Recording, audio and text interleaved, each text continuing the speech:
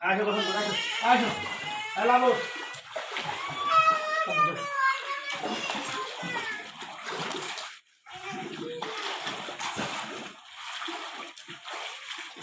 গোসল করবি না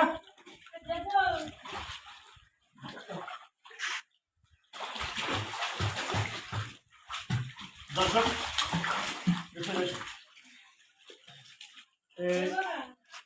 প্রতিদিন আসলে কাজ করে এসে গোসল করার একটা মজাই আলাদা।